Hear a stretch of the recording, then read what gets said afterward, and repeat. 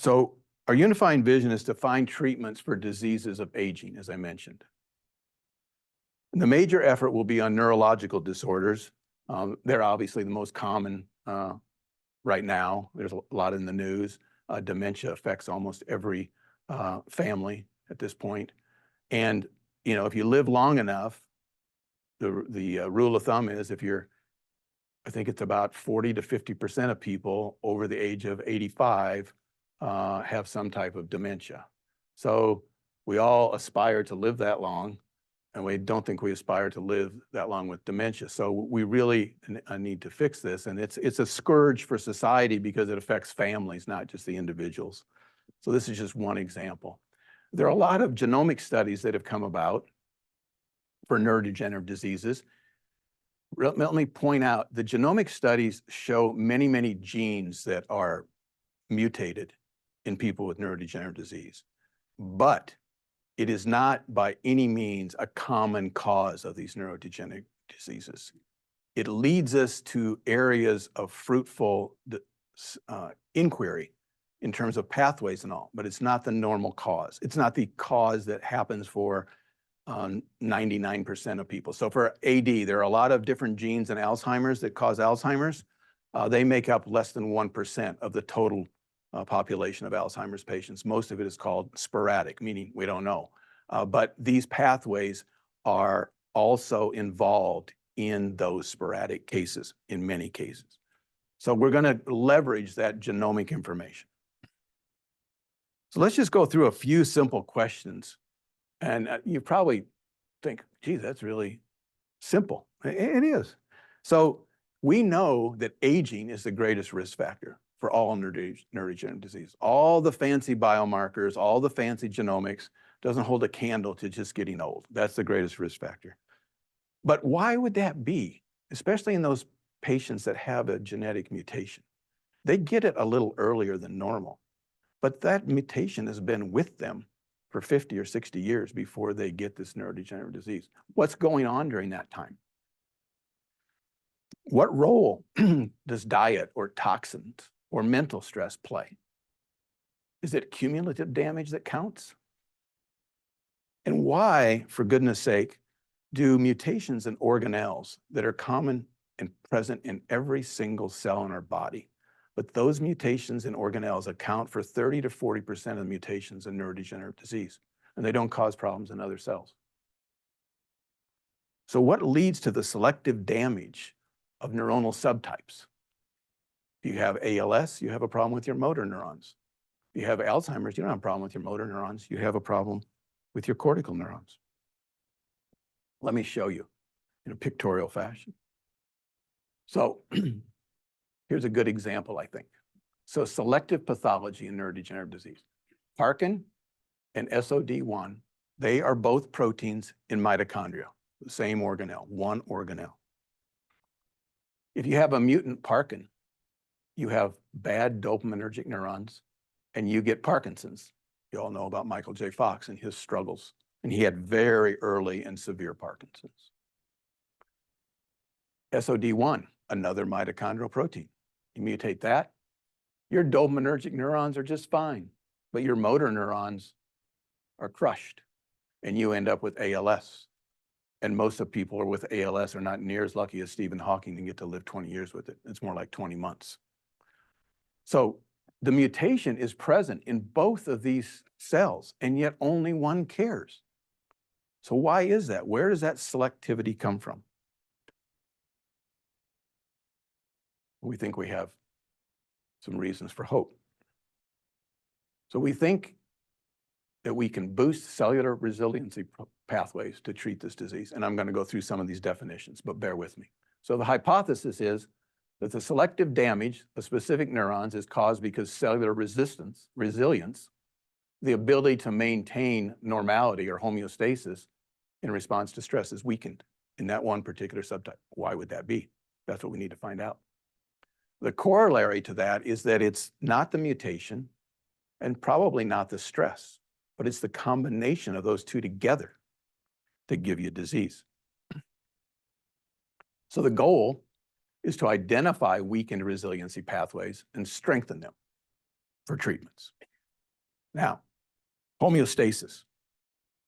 So this is the ability to maintain a balanced, normal cell environment. And you see here, I don't think any of you could do this.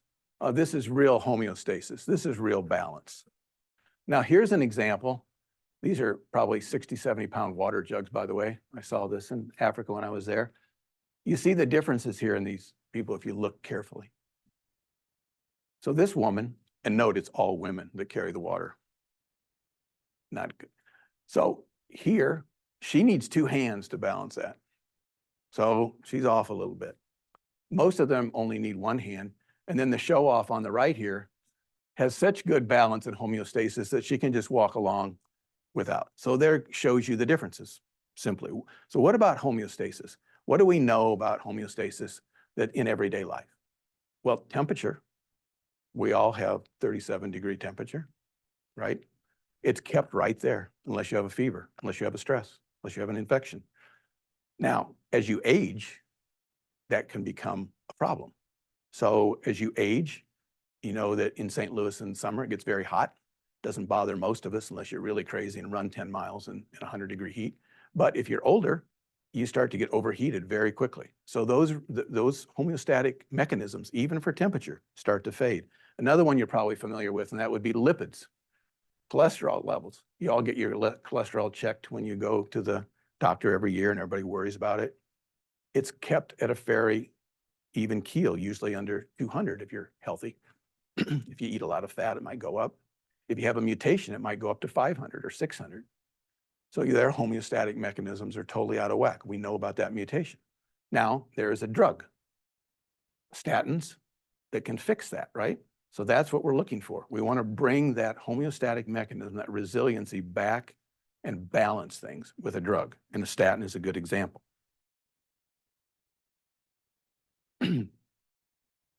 Resilience. So resilience, the definition is right here. Ability to resist or quickly and completely recover from deviations of normal. So if you look here, try to pictorialize this. So this person is very resilient. The wind is blowing like crazy, and he's just standing there with his umbrella, no problem. This guy is struggling, but he's still able to maintain, at least hold on to his umbrella. And this guy's got a problem. So his resilience is gone. Now, this is where stress comes in. So he might have some sort of weakness or thing, and he probably maybe has a lot of alcohol on board that influenced his stress, but he is not resilient. He is not able to maintain homeostasis. This is what happens in a motor neuron that has a mutation at SOD1. It is not able to maintain homeostasis because its resilience, the pathway, is weakened.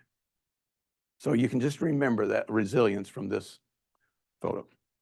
Okay, so what are we going to do? What is the experimental paradigm, and who's all involved?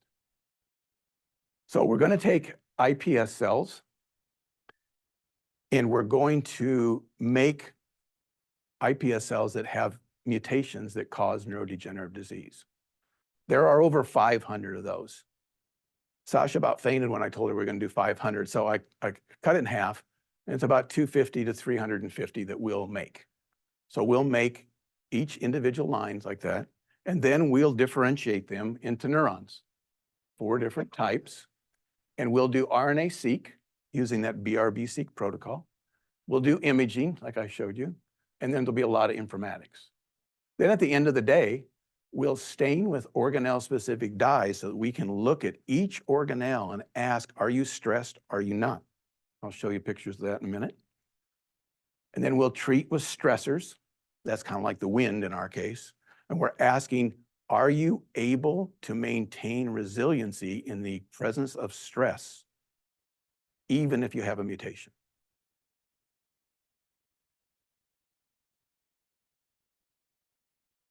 And here's an example. So this is a so-called Golgi organelle, stained in yellow. That's the nucleus in blue. And this is what it looks like in a normal cell. But if you're stressed, it totally fragments. And this happens in a lot of neurodegenerative diseases. This is bad. This is really bad. So we can monitor that and we can quantify that by AI and pick out those cells that have this bad situation going on. So they really are not very resilient. The amount of stress that's put on them, they couldn't cope. Is that a normal? Is that a wild type cell? Is that a mutant cell? I don't know, but certainly it can't cope. So this sounds simple, but then whenever you get large numbers, nothing's simple, right? You know that about at scale things. So we wanted, this is just a small smattering of what we're going to do. So this has about 10 here, 10 different mutations. I told you there's going to be 350. So think about that matrix on 350 on one side. The number of stressors will be between 10 and 20. And then we have 5 different cell types. So 350 times 10 or 20 times 5 times at least 3 or 4 replicates, et cetera. So now you're talking 50 to 75,000 RNA-seqs. We done at GTAC. Imaging analysis done at 5. And then proteomics comes in when we find drugs at the end. I'll show you that. So this is a major, massive project at scale to try and understand what kinds of resiliency pathways may be invoked by neurons. At the end of the day, we want to compare fingerprints between a mutant disease susceptible, a motor neuron with an ALS mutation, versus that one that's resistant, and ask, what are the differences? We think that coupled with those changes that occur when you give different cells different types of drugs, all that's been done. So you can look at the RNA, you can look up the RNA expression pattern when you give a cell a drug like a statin or any kind of FDA-approved drug. People have already done that. So we can compare with informatics those changes and hopefully then come up with ways to identify good targets and good drugs. So we're going to get into the drug target and drug discovery business. Ways to identify good targets and good drugs. So we're going to get into the drug target and drug discovery business.